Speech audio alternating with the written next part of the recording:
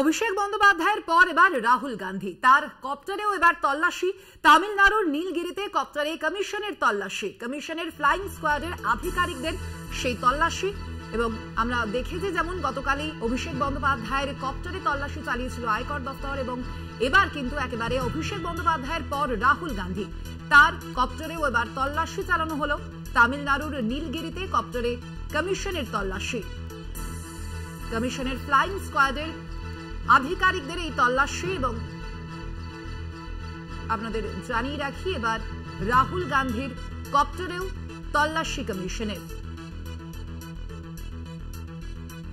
গতকালই আমরা দেখেছিলাম অভিষেক বন্দ্যোপাধ্যায়, তৃণমূলের সর্বভারতীয় সাধারণ সম্পাদক, তার কপ্টারে তল্লাশি চালিয়েছিল আয়কর দপ্তর, এবং এবার রাহুল গান্ধীর কপ্টারে তল্লাশি।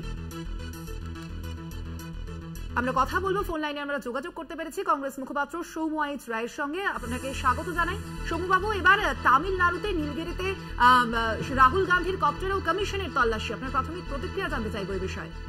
কোনো লাভ হবে না ওতে, এটা স্বৈরাচারী সরকার তার সর্বত চেষ্টা করছে, ভয় পেয়েছে, হারবে, হতাশার থেকে এসব করছে, এতে কোনো লাভ হবে না। ওটা রাহুল গান্ধী 90 ঘন্টা জেরার পরেও ক্লান্ত হয় না,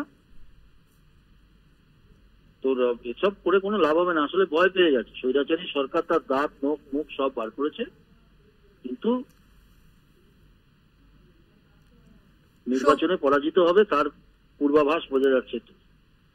সৌম্যবাবু, আপনারা বারবার কেন্দ্রীয় এজেন্সির বিরুদ্ধে সরব হয়েছেন, সেক্ষেত্রে কি এই তল্লাশিকেও আপনারা রাজনৈতিক প্রতিহিংসা হিসেবে দেখছেন? রাজনৈতিক প্রতিহিংসা মানে কি, এটা তো পরিষ্কার, দিনের আলোর মতো পরিষ্কার। লেভেল প্লেইং ফিল্ডকে নষ্ট করছে, বিরোধীদের উপর আক্রমণ করছে, কিন্তু এতে করে কি লাভ হবে? আগেও অনেকবার চেষ্টা করেছি, কোনো লাভ হয়নি। ধন্যবাদ আপনাকে সৌম্যবাবু আমাদের সঙ্গে কথা বলার জন্য।